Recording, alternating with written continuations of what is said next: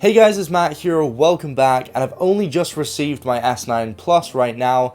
So sorry for the delay, but basically I'm not as big as other tech YouTubers, I have to buy it myself. I do get it a week early because I use the upgrade program, but I'm just going to go ahead and do some impressions as well as a comparison between the Samsung Galaxy S8 Plus as well. So these are pretty similar devices, but without further ado, let's go into the video.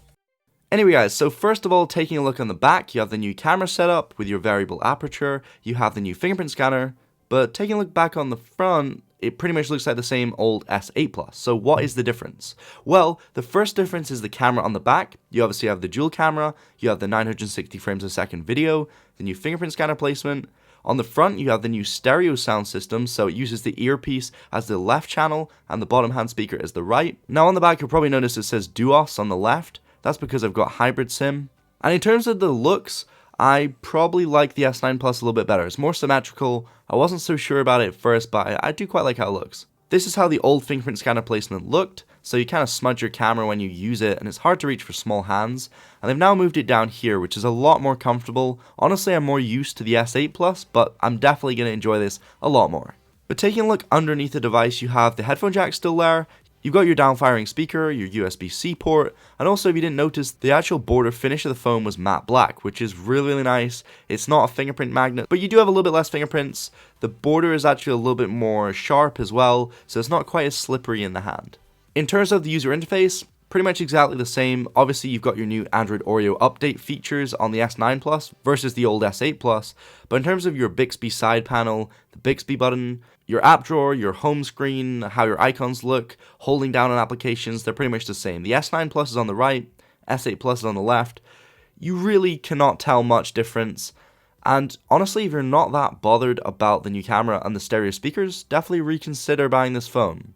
So you can definitely pick up the S8 Plus for a cheaper price. But if you want that new camera with a new variable aperture, I would definitely recommend the S9 Plus. So the variable aperture actually allows more light to get in because it opens up wider to let more light in, so it's greater for low light shots. It's also really good if you want to capture photos with loads of bokeh. It's definitely a new feature, no other phone has this right now.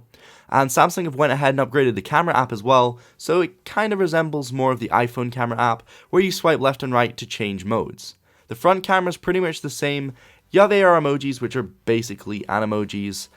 They're not as good as animojis from my personal opinion. They don't track your face as good, and there's not as many good options as well. The only real one I like is the bunny one. But yeah, you're really not upgrading this phone for the new user interface or how it looks. You're upgrading it for the camera, the new stereo speakers. You're upgrading it for the new performance as well. You've got more RAM. You have 128 gigabytes built in with expandable up to 500 gigabytes as well. You're paying for that. That's why you're upgrading to this phone. It's more for the actual performance and stuff like that. In terms of pricing in the UK, it's £869 for the 128 gigabyte S9 Plus, about $950, which is pretty damn expensive.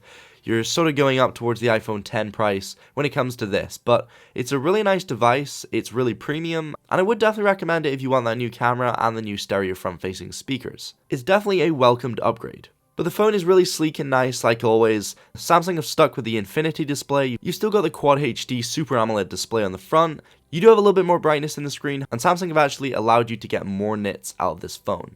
But anyway guys, that's pretty much it. That's my overall impressions. I will have a review video coming soon. But I hope you enjoyed. Don't forget to comment, rate, and subscribe, and thank you so much for watching. Peace out, guys.